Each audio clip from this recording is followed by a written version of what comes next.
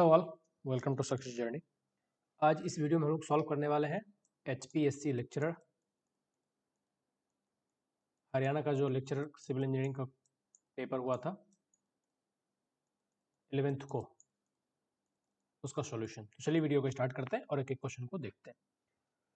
First question कह रहा है, ये क्वेश्चन कई बार पूछा गया है आजकल, इसलिए काफी पॉपुलर है। The first moment of area about the axis of bending for a beam cross section is. यहाँ पे क्या पूछा? First moment of area. याद रखिए यहाँ पे सेकंड मोमेंट ऑफ एरिया नहीं है। सेकंड मोमेंट ऑफ एरिया होता तो मोमेंट ऑफ इनर्शिया सही होता है। यहाँ पे फर्स्ट मोमेंट ऑफ एरिया पूछा है तो यहाँ पे होगा section modulus. For a given shear force across a symmetrical I section the intensity of shear stress is maximum.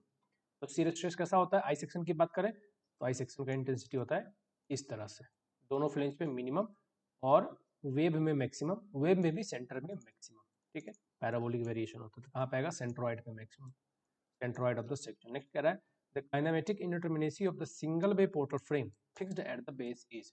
Single bay है तो ये फिक्स है। तब इसमें पूछा है कि काइनेमेटिक इंडिटरमिनेसी बताओ। काइनेमेटिक का क्या होता है? 3J minus are. तो ज्वाइंट कितने हैं? 1 2 3 4, तो 3 इंटू 4 माइनस आर। आर कितना है? 3 प्लस 3 6, तो 6, तो 12 माइनस 6 6, और तो ये हो जाएगा 6। अब क्या करें, कितने मेंबर हैं?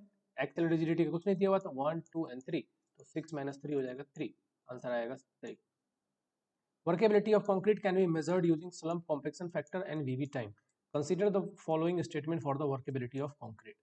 पहला क्या कह रहा है? As the slump increases, VV time increases। नहीं, slump और compaction factor दोनों proportional होते हैं और VV time in seconds inversely proportional होता है।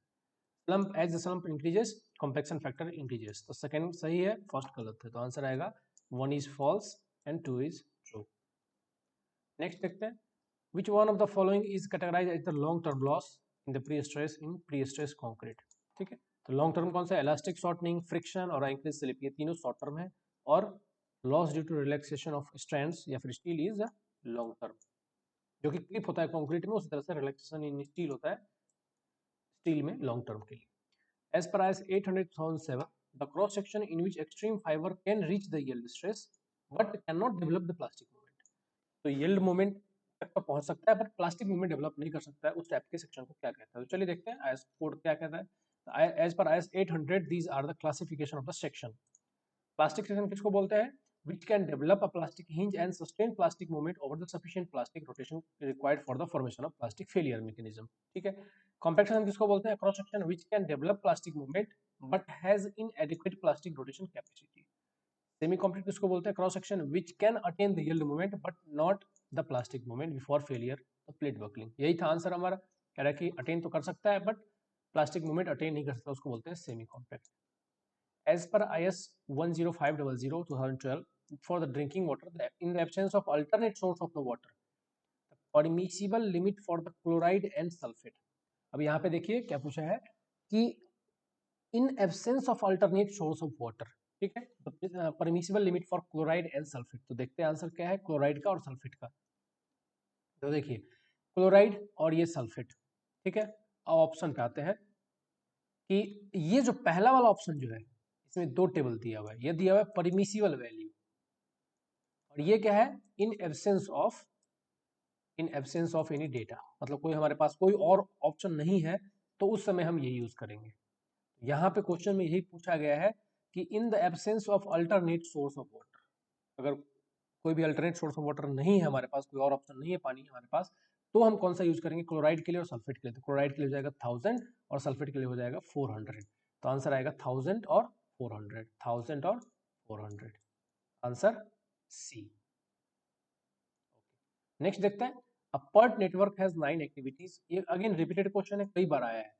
कह रहे हैं कि पर्ट में टोटल 9 क्रिटिकल एक्टिविटी है और हर एक एक्टिविटी का जो स्टैंडर्ड डेविएशन है वो 3 है। तो पूरे क्रिटिकल पाथ का कितना होगा? तो फाइंड कैसे करते हैं हम? ईच एक्टिविटी का स्टैंडर्ड डेविएशन का स्क्वायर, 3 स्क्वायर प्लस 3 स्क्वायर, ऐसे करके हम 9 टाइम्स स्क्वायर करेंगे और अंडर रूट फाइंड करेंगे तो इसका अंडर रूट आएगा 9। नेक्स्ट है, consider the following statement, wall of 1 brick thick are measured in square metre. बिल्कुल एक या एक से कम हो तो वॉल की थिकनेस हम मेजर करते हैं स्क्वायर मीटर में। ये स्टेटमेंट सही है। 1 cubic metre are 1 brick wall जो थिक है उसका क्यूबिक मीटर मेजर करते हैं, नहीं, ये स्टेटमेंट गलत है। No deductions in the brick work quantity is made for the opening of wall up to, बिल्कुल सही। For the measurement of excavation from the borrow pit in a fairly uniform ground dead men are left at suitable interval, बिल्कुल दोनों ही side में, left and right side में। तीन option सही है, पी, आर और S. P, P true, R true, S true, Q false, answer आ जाएगा D. The void ratio for a soil sample is 1।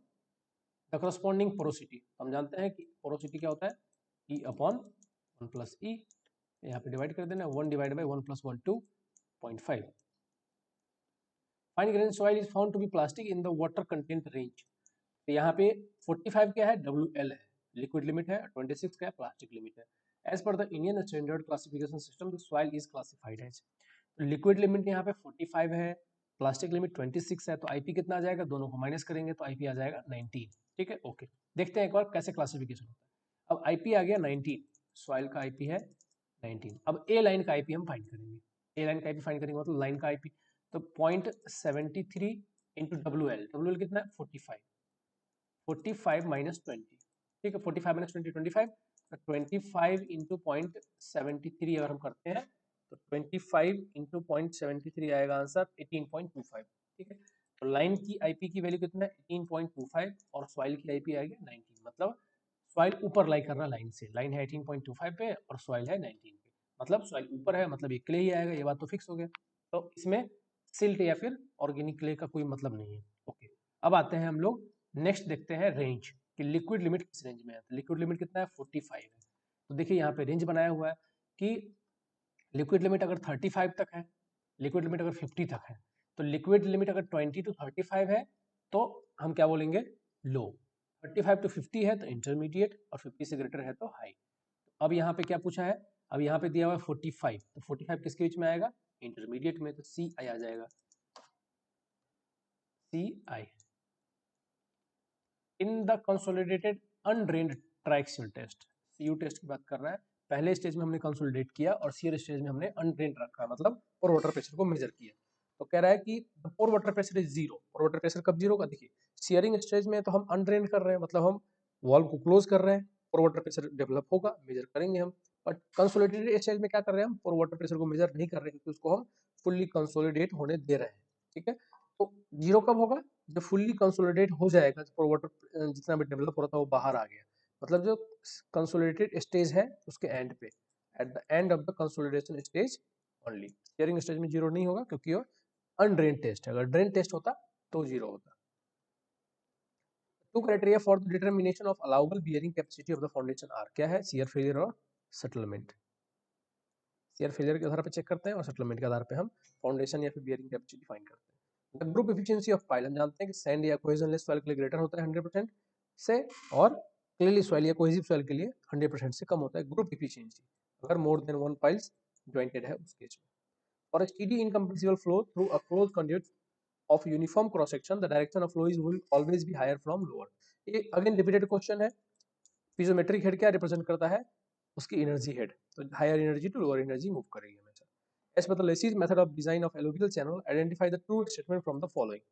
Butter perimeter क्या होता है, P is equal to 4.75 into under root Q, तो Q क्या है, directly proportional है। बटर perimeter increases with increasing design discharge, तो यहीं पे हो गया काम खत्म, बाकी सब में देखने की जरूरत भी नहीं है। Next are two air pollution control devices that are usually used to remove very fine particulate matter, the flue from the flue gases।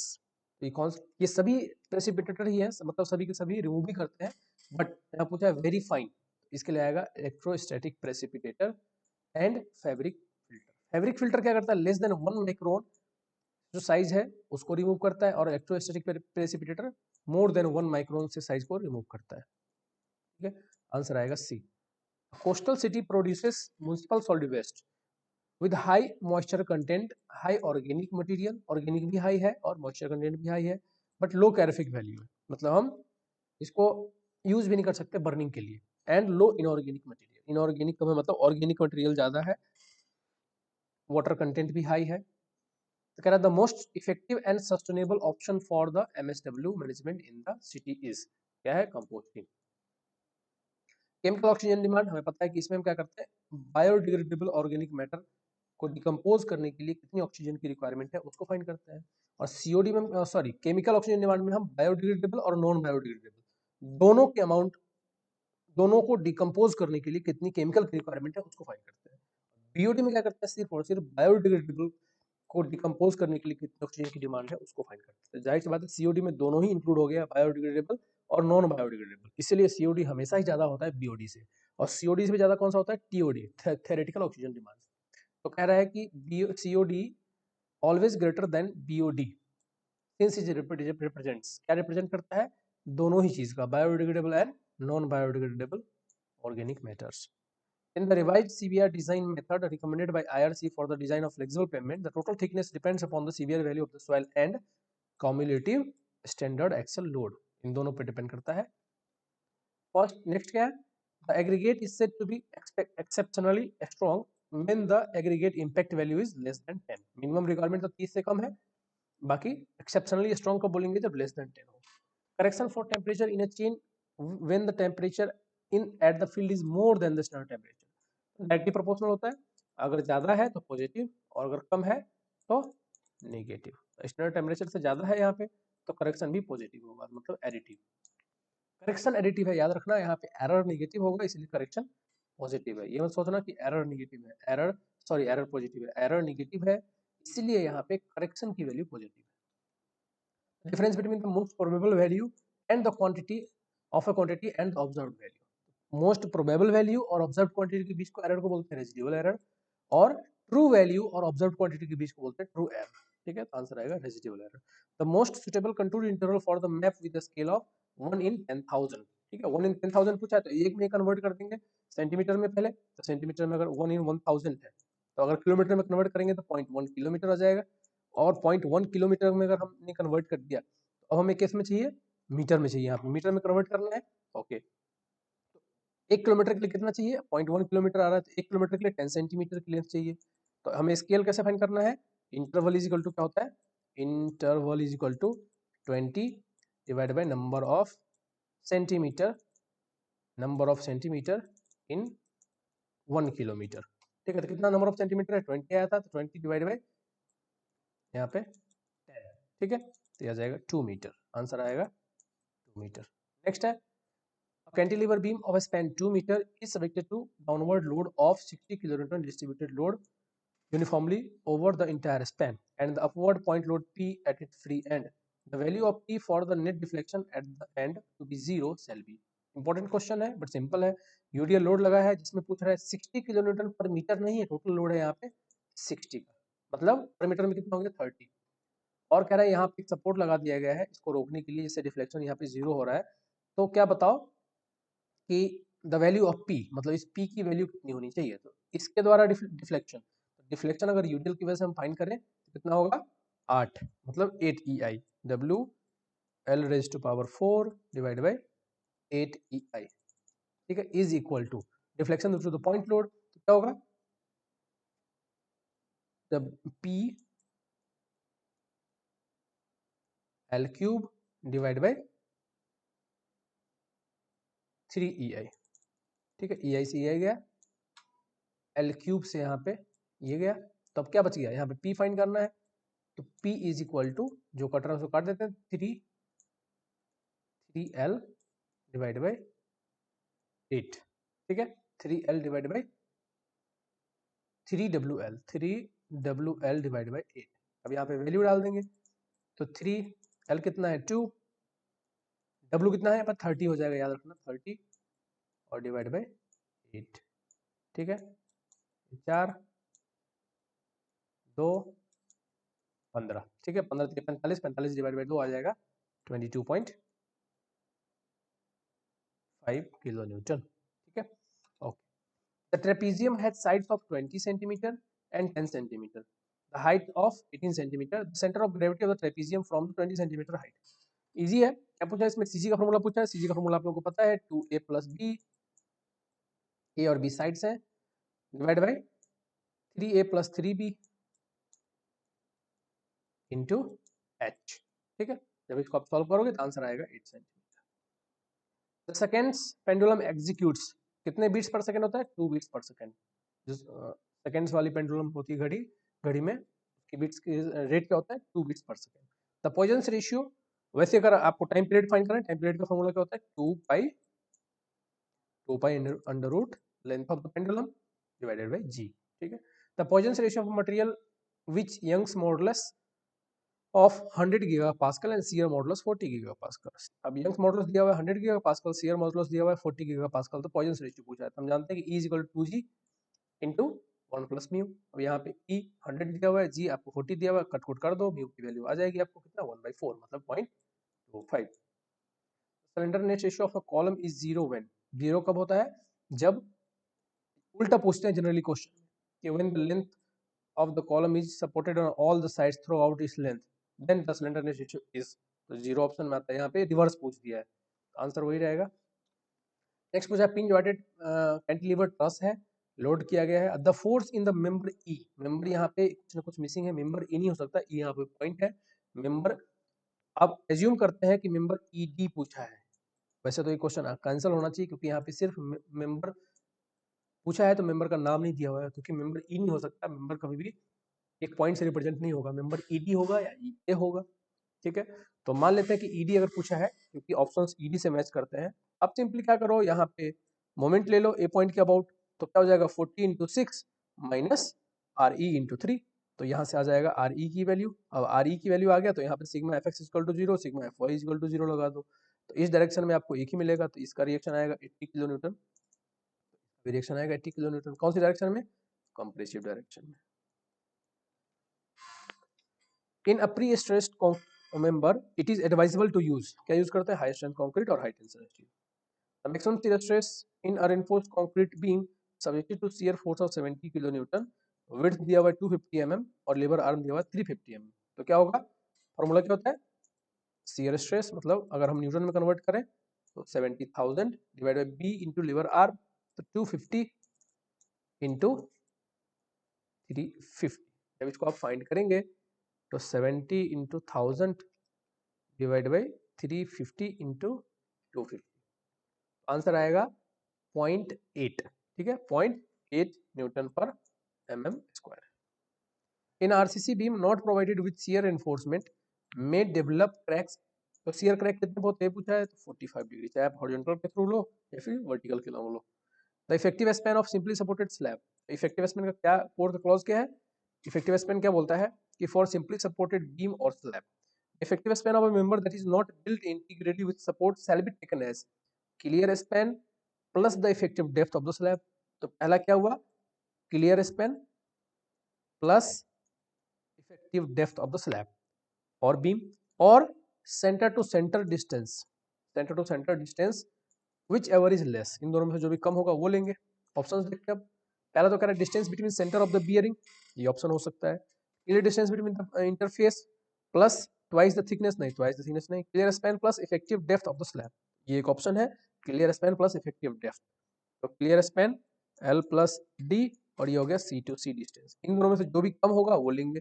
अब यहाँ पे क्वेश्चनेबल क्या है कि ये दो ऑप्शन सही है, बट यहाँ पे C to C of bearing नहीं, यहाँ पे C to C of bearing नहीं है, clear centre distance of supports है, ठीक है, centre to centre of supports है, यहाँ पे बियरिंग नहीं है, तो ये ऑप्शन यहाँ पे गलत हो जाएगा, बट अकेला यही ऑप्शन सही नहीं भी है, ऐसा भी बोल सकते हो, क्योंकि यहाँ पे दो क्लॉज हैं, तो अगर हम सी ऑप्शन से कंसीडर करें तो सी ऑप्शन सही होगा, या फिर डी ऑप्शन भी आप मार्क कर सकते हो, क्लेम कर सकते हो कि भाई यहाँ पे दो ऑप्शन है, दो ऑप्शन नहीं गिवन है यहाँ पे, ठीक है, दूसरा ऑप्शन नहीं गिवन है, व्हिचएवर इज लेस वाला स्टेटमेंट जो है एस 4 5 6 के अकॉर्डिंग नहीं गिवन है, बट अगर आप इन तीन को कंसीडर करें तो C will be the most appropriate.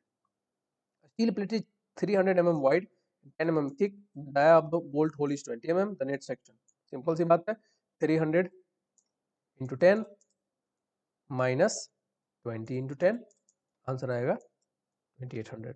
A steel column carries an actual load of 800 kilonewton, the lacing system shall be designed for, कितना परसेंट के लिए, 2.5% के लिए, 800 का 2.5% कितना आएगा 20 किलो न्यूटन, ठीक है, 20 किलो न्यूटन। नेक्स्ट क्वेश्चन है बल्किंग ऑफ सैंड मैक्सिमम कितने पे होता है, 4 to 5% पे होता है, और मैक्सिमम वॉल्यूम कितना इंक्रीज होता है, तो 20 to 30%। Modulus of rupture of concrete determines, modulus of rupture से क्या मिलता है हमें, फ्लेक्सुरल टेंसाइल स्ट्रेंथ मिलता है। The load carrying capacity of a column reinforced with main steel and ties is 200 kilo newton, तो कह रहा है कि कॉलम की लोड कैरिंग कैपेसिटी 200 किलोन्यूटन है। If keeping the main steel same, ties are replaced by same amount of helical reinforcement. अगर helical reinforcement करते हैं तो एज पर आईएस 456 कितना इंक्रीज हो जाएगा 1.05 टाइम्स। तो आंसर क्या आ जाएगा, अब देखो जब इसको मल्टीप्लाई करोगे 200 मल्टीप्लाई बाय 1.05, 200 मल्टीप्लाई बाय 1.05 करेंगे तो आंसर आएगा 210 किलो न्यूटन। आंसर आएगा बी। नेक्स्ट क्वेश्चन है creep strain of a structural element किस पे डिपेंड करता है, cause due to dead load only. बहुत ही पॉपुलर क्वेश्चन है। The maximum shear stress developed inside a concrete cube submerged deep in a still water in such a way that the pressure exerted on all the faces P shall be। तो hydrostatic condition में क्या होता है, सभी के सभी principal stress होते हैं, इसलिए शियर स्ट्रेस हमेशा 0 होता है। Two soil sample A and B, porosity दिया हुआ है यहाँ पे 40% एंड 60%। ये क्या हो जाएगा, यहाँ पे आपको क्योंकि पोरोसिटी गिवन है तो वाइड रेशियो कह रहा है, वाइड रेशियो का रेशियो क्या होगा, तो वाइड रेशियो कैसे कैलकुलेट करेंगे, तो वाइड रेशियो इक्वल टू क्या होता है, E is equal to n upon 1 minus n। तो अगर हम पहले वाले कैलकुलेट करें तो 0.4 डिवाइड बाई 0.6, तो 0.4 डिवाइड बाई 0.6, 0.4 डिवाइड बाई 0.6, और दूसरे क्या हो जाएगा 0.6 डिवाइड बाई 0.4, तो मल्टीप्लाई कर देंगे 0.6 डिवाइड बाई 0.4। ठीक है, अब इसको हम कट करके जो फाइनल फाइंड करेंगे तो आंसर आएगा 4/4:9 का। The ultimate bearing capacity of a shallow foundation on a sand is reduced to about, again very popular question। कहाँ से घटना शुरू होता है, जब फुटिंग की विड्थ बी, अगर बी डेप्थ नीचे तक वाटर टेबल है तो कोई दिक्कत नहीं, बट जैसे जैसे ऊपर आएगा बियरिंग कैपेसिटी घटने लगेगा, और मैक्सिमम कहाँ तक घटेगा, ग्राउंड लेवल तक, और कितना घट जाएगा 50%। तो कह रहा है ग्राउंड लेवल, अगर ग्राउंड लेवल पे आ जाए वाटर टेबल तो कितना घट जाएगा 50%। अब plate load test conducted on the cohesionless soil, 600 mm square test plate है और सेटलमेंट है 15 mm under the load intensity of 0.2 newton per mm square. All the conditions remain same, the settlement of 1 metre square footing will be. Settlement का formula क्या होता है देख लेते हैं। देखिए settlement of footing divide by settlement of plate, तो यहाँ पे सेटलमेंट फुटिंग का फाइंड करना है, ठीक है, तो settlement of footing divide by settlement of plate, तो प्लेट कितना सेटलमेंट हो रहा है 15 mm। ठीक है, इस फॉर्मूले में डाल देते हैं।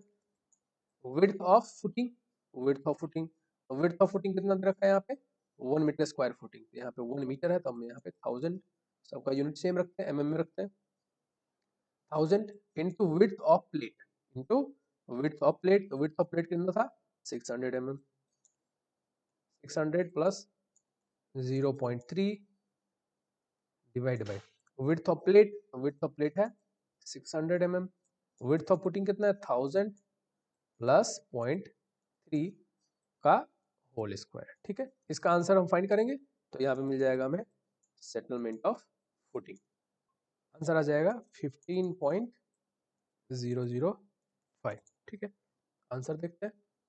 अब आंसर देख लीजिए, इसमें लेस देन 15 तो नहीं है, ठीक है, ग्रेटर देन 25 भी नहीं है, ये भी नहीं है, आंसर क्या आ रहा है इसकी अप्रोक्सीमेट आ रहा है।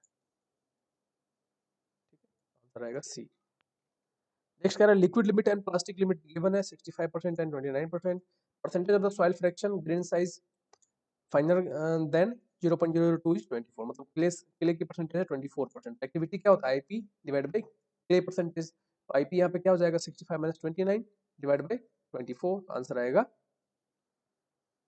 आंसर आ जाएगा इसका 3/2 मतलब 1.5। The compacts in the compaction test each layer is to be compacted by कितने blows 25 blows। the degree of saturation for a natural state of soil having the water content 24% है, g की value 2.5 है, void ratio 1 है, तो क्या होता है SE = WG, बस वैल्यू यहाँ पे डाल दीजिए तो आपको सैचुरेशन की वैल्यू मिल जाएगी, कितना आएगा 60%। At the intersection of any equipotential line and phreatic line, phreatic line पे सभी इक्विपोटेंशियल लाइन की वैल्यू कितनी होती है, यहाँ पे एटमॉस्फेरिक प्रेशर तो होता है 1 के बराबर, लेकिन हाइड्रोस्टैटिक प्रेशर 0 होता है, तो यहाँ पूछा है the pressure head will be 0। Maximum permissible limit of nitrate for public water supply, nitrate के लिए क्या लिमिट है देखिए, तो एज पर IS 10500 2012 नाइट्रेट की लिमिट एज NO3 45 होनी चाहिए वाटर सप्लाई में, और अपर लिमिट के लिए कोई रिलैक्सेशन नहीं, मतलब किसी भी कंडीशन में 45 से ऊपर नहीं होनी चाहिए, बट 45 यहाँ पे ऑप्शन नहीं है, तो मेरे हिसाब से ये क्वेश्चन कैंसिल हो जाएगा, आप क्लेम कर सकते हो IS 800 का ये सीरियल नंबर है, आप यहाँ से प्रूफ दे सकते हो, ठीक है। चलिए, the daily average water consumption of A city is 20,000 cubic. Peak hourly demand, peak hourly demand कितना हो जाएगा? 20,000, कह रहा है एक दिन का डिस्चार्ज है, ठीक है। कंजम्पशन का इतना डिस्चार्ज है, तो कह रहा है कि पीक आवरली डिमांड कितना होगा, तो पीक फैक्टर कितना होता है 2.7, डिवाइड कर देंगे 24 से, क्योंकि आवर में चाहिए, तो आंसर आएगा इसका 2250 cubic metre per hour. But वो यहाँ पे ऑप्शन नहीं है, तो ये आंसर यहीं तक होगा, ये जीरो नहीं आना चाहिए था, ऐसा कोई भी ऑप्शन नहीं है। आप ही सोचो कि अगर 20,000 क्यूबिक मीटर पर डे का है, तो आवरली में जाहिर सी बात है 24 से डिवाइड करके ही आएगा ना, तो इसमें कोई भी 20,000 से नीचे तो है ही नहीं, है भी तो 18,000 है, तो हो ही नहीं सकता। 18,000 अगर एक घंटे में आएगा मान लेते हैं, तो वो पूरे दिन में कितना आएगा, 24 से मल्टीप्लाई कर दो, तो वो तो लाखों में आएगा। तो ऑप्शन मेरे हिसाब से सारे गलत है, ये क्वेश्चन भी आप कैंसिल के लिए क्लेम कर सकते हो। The most hazardous metal to the human being is arsenic, बहुत ही पॉइजनस होता है। Which of the following compound is used for the algae control? Again very popular question, copper sulphate का यूज करते हैं एल्गी को कंट्रोल करने के लिए। Two primary air pollutants, primary क्या होते हैं जो डायरेक्टली रिलीज होते हैं, और सेकेंडरी कौन से होते हैं जो फॉर्म होते हैं टू प्राइमरी पॉल्यूटेंट्स के मिलने से, जैसे कि ओजोन हो गया, ये सेकेंडरी पॉल्यूटेंट है, पेन हो गया, ये सेकेंडरी पॉल्यूटेंट है, तो ओजोन ये भी है, तो आंसर क्या आएगा? सी, सल्फर डाइऑक्साइड या फिर सल्फर ऑक्साइड और हाइड्रोकार्बन, ये दोनों प्राइमरी है। Two biodegradable components of municipal, biodegradable पूछ रहा है जो बायोलॉजिकली डिग्रेड हो सके, मतलब फूड वेस्ट है और गार्डन नेमिंग, ये दोनों क्या है? बायोलॉजिकली डिग्रेडेबल है, जिसको बैक्टीरियाज डिकम्पोज कर सकते हैं। Ruling minimum radius of horizontal curve of on a national highway having a design speed of 90 kmph with super elevation of 0.1 and coefficient of lateral friction 0.15। यहाँ पे 10% दिया हुआ है सुपर एलिवेशन और 0.15 दिया हुआ है coefficient of lateral friction, speed दिया हुआ है 90 kmph, रूलिंग मिनिमम रेडियस हम सभी फॉर्मूला जानते हैं, E plus F is equal to V square by 127r। E की वैल्यू डाल दो यहाँ पे 0.1, एफ की value 0.15, V is equal to 90 kmph, और यहाँ से आर की वैल्यू मिल जाएगी, आर की वैल्यू मिलेगी 255। The minimum radius of curve beyond which no super elevation is required for a highway, the design speed of 80 kmph and camber 3%। Answer आएगा इसका, वही सेम तरीका है, यहाँ पे कैम्बर की जगह आपको सुपर एलिवेशन की जगह यहाँ पे कैम्बर की वैल्यू डाल देनी है बस, और कुछ भी नहीं करना है। आंसर आएगा 940। The transport company operates scheduled daily truck service between two cities, city A से बी तक को सर्विस करना है, एक बार जाने के लिए टाइम लगता है 85 आवर्स, और लेवर टाइम है दोनों सिटी में 5 घंटे का, मतलब टोटल टाइम कितना हो गया 95 आवर्स का। हाउ मेनी ट्रक्स, तो 95 डिवाइडेड 24 करोगे तो आपको मिलेगा 4 पॉइंट समथिंग, मतलब 3 पॉइंट समथिंग, मतलब 4 ट्रक की जरूरत पड़ेगी ताकि हर एक दिन एक एक ट्रक डिलीवर कर सके। Rainfall during 3 consecutive 2 hours period, मतलब 0 to 2 आवर्स में 5 mm हो रहा है बारिश, फिर 28 mm बारिश और फिर 16 mm बारिश। टोटल बारिश को अगर आप ऐड करो तो ये आता है 49 mm की बारिश हुई, उसमें से 32 mm रन ऑफ में चला गया, तो 49 में से अगर 32 चला गया तो बचा 17 mm सिर्फ बारिश, ठीक है। 17 mm सिर्फ इनफिल्ट्रेट हुआ, 17 mm कितने घंटे में हुआ? 6 आवर में, ठीक है। तो 17 डिवाइड बाई 6 अगर आप करोगे तो 17 डिवाइड बाई 6 आएगा 2.8333, ठीक है। वैसे भी और इन तीनों की वैल्यू 3 से कम नहीं है, तो इसलिए किसी की माइनस करने की जरूरत नहीं है, तो आंसर आएगा जो इनफिल्ट्रेशन रेट है या फिर फायर इंडेक्स पूछा है वो 3 mm per hour. The hydraulic jump height in a steering pool is 1 in 20. Scale was observed to be 90 mm. The corresponding prototype height of a jump. Again, very simple question. LR is equal to हम लोग जानते हैं LR is equal to HM divided by HP. ठीक है, यहाँ पे LR कितना है 1 in 20 गिवन है, और HM कितना दिया हुआ है? HM दिया हुआ 90, और HP यहाँ फाइंड करना है, दोनों को मल्टीप्लाई करो कितना आएगा 1800 mm। बट यहाँ पे 1800 mm का कोई ऑप्शन नहीं है, ये देखो तो आपको ये 1.8000 यही ऑप्शन वैसे होना चाहिए कि यहाँ पे 00 लगा रहे हैं, इसका मीनिंग है 1800 होना चाहिए, बट यहाँ पे पॉइंट लगा दिया है, तो मेरे हिसाब से ये आंसर, ये भी क्वेश्चन गलत हो जाएगा और ये क्वेश्चन भी कैंसिल आउट होना चाहिए। वैसे आंसर आएगा 1800 mm, तो यहाँ पे बाकी सब ऑप्शन में फिट नहीं बैठ रहे, इसमें अगर ये पॉइंट नहीं होता तो आंसर सही हो जाता, वैसे देखा जाए तो ये क्वेश्चन गलत होना है। नेक्स्ट है, N inert ट्रेशर is injected continuously from a point in an unsteady flow field, the locus of the location, मतलब अगर इंक इंजेक्ट कर रहे हैं तो जो फाइनल पाथ मिलता है उसको हम क्या कहते हैं? स्ट्राइक लाइन या फिर streak line. Wheat crop requires 55 mm of water during 120 days of the base period. Total rainfall during this period is 100 mm. ठीक है, 55 सेंटीमीटर तो उसको वाटर की डेप्थ चाहिए, उसमें से 100 mm की बारिश हो गई, मतलब 45 सेंटीमीटर ही अब उसको पानी चाहिए। ठीक है, एज्यूमिंग इरिगेशन एफिशिएंसी 60%, और तो इसका आप ड्यूटी फाइंड कर लो। तो ड्यूटी इज इक्वल टू क्या हो जाएगा, अब सेंटीमीटर में है तो 864 इंटू बेस पीरियड है 120 इंटू डेल्टा, डेल्टा कितना है 45, तो यहाँ से आपको ड्यूटी मिल जाएगी। ड्यूटी आसपास आप कैलकुलेट कर लेना, ड्यूटी जो आएगा, तो ड्यूटी आने के बाद ये ड्यूटी हुआ, इसको फिर मल्टीप्लाई कर देना इफिशियंसी के साथ 0.6, तो ये आ गया कितने, 1 मीटर डिस्चार्ज के लिए। अगर 1 मीटर की डिस्चार्ज करेगा तो इतना हेक्टेयर इरीगेट करेगा, लेकिन डिस्चार्ज यहाँ पे 0.1 है, तो इसको अगेन इसको आप मल्टीप्लाई कर देना, जो भी हेक्टेयर में आए उसको आप इससे मल्टीप्लाई कर दोगे तो आंसर आ जाएगा कि कितना हमें चाहिए। तो ये आंसर आएगा 13.8। तो thickness of laminar boundary layer on a flat plate under root X के बराबर होता है, तो यहाँ पे आंसर आ जाएगा 0.90। Next, the observed magnetic bearing of line OE measured was 185 degrees.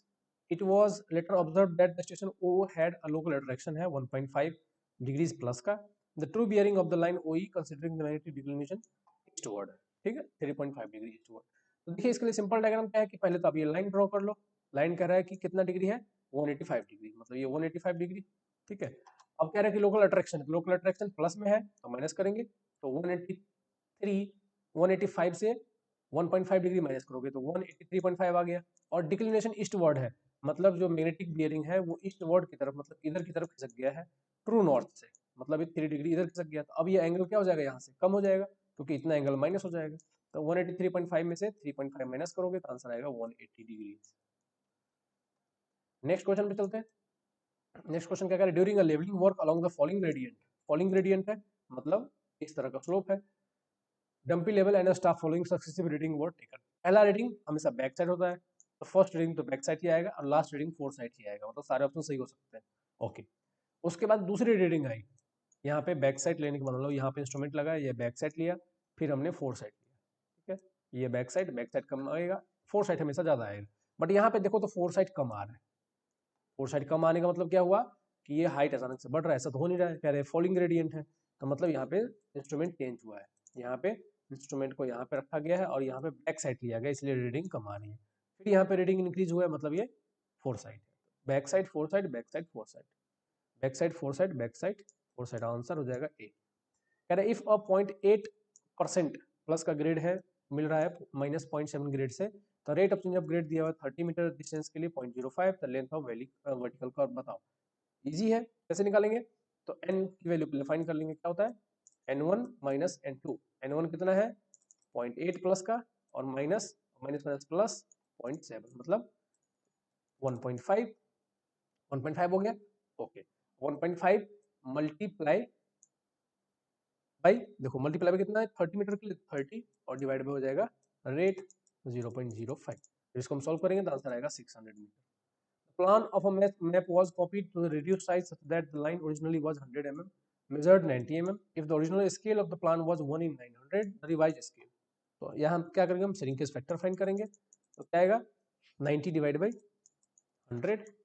ठीक है, 90 डिवाइड बाई 100 तो यह जाएगा 0.9. और क्या होगा, रिवाइज स्केल इक्वल टू क्या होगा, original scale, original scale multiply by shrinkage factor. तो यहाँ आंसर आ जाएगा 1 डिवाइड बाई 1111.11, आंसर आ जाएगा बी. नेक्स्ट है, a rod of length L has a diameter D till L/2. तो यहाँ पे L/2 तक D डाया है, उसके बाद डायमीटर 2D में इंक्रीज हो गया. ठीक है, 2D में इंक्रीज हो गया है. अब क्या कह रहा है कि मैक्सिमम स्ट्रेस कहाँ पे प्रोड्यूस होगा, जाहिर सी बात है जहाँ पे D डाया है तो क्या होगा, पाई बाई, मतलब डिफ्लेक्शन का फॉर्मूला क्या होता है, या फिर स्ट्रेस का फॉर्मूला क्या होता है, P/A. तो एरिया क्या होता है, पाई 4 इंटू डी स्क्वायर. 4 जो नीचे था वो ऊपर चला गया, तो 4P divide by pi D square, 4P divide by pi D square. In the simple theory of bending, the stress in any fiber of a prismatic beam subject to pure bending moment is directly proportional to. इसके proportional होता है modulus of elasticity. Strain diagram is linear. क्यों होता है linear, कह रहा है कि जो स्ट्रेस है वो क्यों लीनियर होता है, क्योंकि स्ट्रेन डायग्राम लीनियर होता है. स्ट्रेन डायग्राम होता है इस तरीके से, स्ट्रेन प्रोफाइल जो है वो लीनियर होता है, इसलिए लीनियर होता है.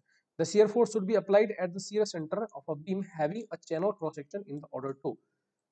shear center पे क्या होता है, अगर हम फोर्स अप्लाई करेंगे कर्ण पॉइंट पे तो क्या होता है, उससे टॉर्शन मोमेंट डेवलप नहीं होता, सिर्फ बेंडिंग मोमेंट डेवलप होता है। मतलब यहाँ पे क्या पूछा, in order to avoid twisting moment या फिर twisting of the cross section, only bending moment apply होगा। If a prismatic fixed beam undergoes settlement at the end of at the right support, what type of internal forces will be induced? तो settlement की वजह से सिर्फ और सिर्फ bending moment, additional bending moment induce होता है। Triple constraint in construction management are time, cost and scope. Typical SCC mix will have slump flow towards. S456 कहता है कि जो सेल्फ कॉम्पैक्टिंग कंक्रीट है उसके लिए स्लम्प की वैल्यू मिनिमम 600 होनी चाहिए, और रेंज क्या कहता है 5 to 700 के बीच में होनी चाहिए। Depreciation, interest paid, capital on rent, capital interest paid on rent, rent, salary, property tax, ये सब किसके उदाहरण है, ये सब indirect cost के examples हैं। The flange of an inverted T supported beam subjected to its self weight, मतलब inverted beam है, T beam है, तो इसका जो flange है, bottom flange है, वो क्या develop करेगा, उसमें tension develop होगा, तो आंसर आएगा tension।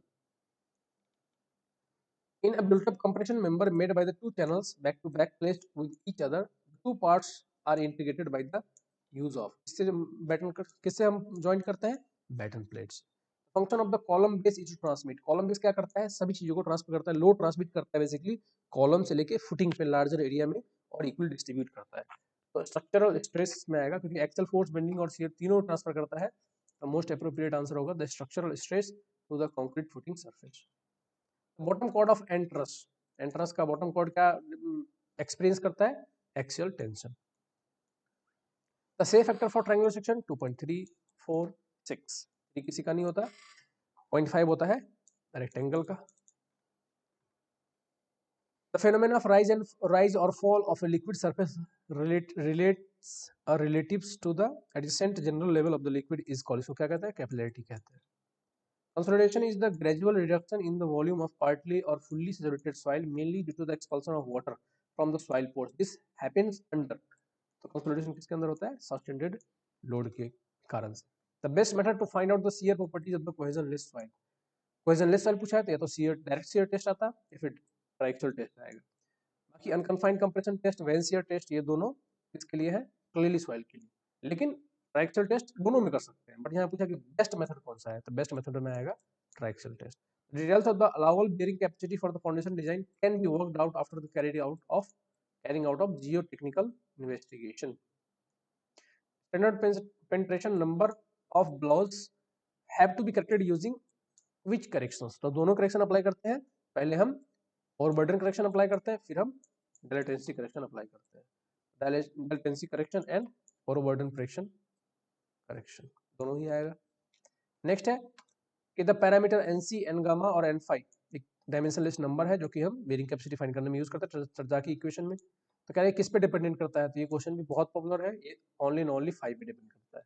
तो settlement that results from the time dependent rearrangement of the particle, इसको हम क्या बोलते हैं, सेकेंडरी कंसोलिडेशन। सेकेंडरी कंसोलिडेशन ये बेसिकली प्लास्टिक क्ले में दिखाया जाता है या फिर ऑर्गेनिक क्ले में दिखाया जाता है। The velocity, pressure and other fluid properties at each point in the fluid remains constant, उसको क्या कहते हैं, उसको बोलते हैं uniform flow, uniform flow, but uniform flow यहाँ पे ऑप्शन नहीं है, तो आंसर आएगा laminar flow. When a bluff body is placed in a flowing fluid, the resulting weak zone, अगर हम ब्लफ बॉडी को डालेंगे तो जो वेक फॉर्म होगा वो बहुत ही लार्ज होगा, और अगर हम स्ट्रीमलाइंड बॉडी को डालेंगे तो वेक फॉर्मेशन बिल्कुल नील के बराबर होगा। When the flow velocity in a channel is equal to the wake velocity generated by the obstruction, the flow is called, उसको क्या कहते हैं, critical flow कहते हैं। The direct runoff hydrograph resulting from one unit of constant intensity of uniform rainfall occurring over the entire watershed is called, इसको क्या कहते हैं, यूनिट हाइड्रोग्राफ, क्योंकि इसमें वन यूनिट हम रेनफॉल को कंसीडर करते हैं कि 1 सेंटीमीटर पर आवर में पूरे कैचमेंट एरिया पे बारिश हो रही है। MBBR and SBR technology are used for what purpose? This is used for sewage treatment. Water quality index is a value evaluated by what type of function? कौन सा function होता है वाटर क्वालिटी इंडेक्स में? Aggregate function use होता है। The computation of air quality index in India is based on how many pollutants? कितने pollutants हैं? 8 pollutants। Energy recovery from the waste is the conversion of non-cyclable waste material by anaerobic digestion. Traffic model that describe the details of traffic flow and the interaction between the individual vehicle taking place within it are called. इसको क्या कहते हैं? इसको कहते हैं macroscopic traffic model. Permanent longitudinal surface depression that occurs in the wheel path of a flexible pavement due to the passage of traffic is called. इसको क्या कहते हैं? रूटिंग कहते हैं. लॉन्गिट्यूडल डायरेक्शन में जो डिप्रेशन देखने को मिलता है ट्रैफिक मूवमेंट की वजह से उसको हम कहते हैं routing. EDM technology uses which type of waves to measure the distance between the instrument and a handheld reflector? तो EDM में क्या होता है, कौन सा यूज करते हैं हम, कौन सा वेव होता है, electromagnetic waves, EM waves. Type of imaginary use in the remote sensing, satellite imaginary use करते हैं, एरियल फोटोग्राफी यूज करते हैं और सैटेलाइट इमेजनरी यूज करते हैं. GIS store location data in, ये बेसिकली थेमेटिक लेयर में स्टोर करता है. The rate of change of velocity and the rate of change of momentum. Rate of change of velocity क्या होता है? एक्सेलरेशन. और rate of change of momentum क्या होता है? फोर्स. आंसर आएगा acceleration and force. The economical spacing of roof truss if TPR are the cost of truss. तो क्या होता है? 2 times of the Perlin cost plus 1 time of the roofing material, 2P plus R आ जाएगा. ठीक है, ये था सॉल्यूशन. वीडियो कैसा लगा आप लोग कमेंट सेक्शन में लिखिए, और आप लोगों से प्लीज गुजारिश है कि वीडियो अच्छा लगा हो तो प्लीज चैनल को सब्सक्राइब कीजिए और वीडियो को लाइक कीजिए, अपने दोस्तों के साथ शेयर कीजिए. थैंक यू ऑल, मिलते हैं नेक्स्ट वीडियो में.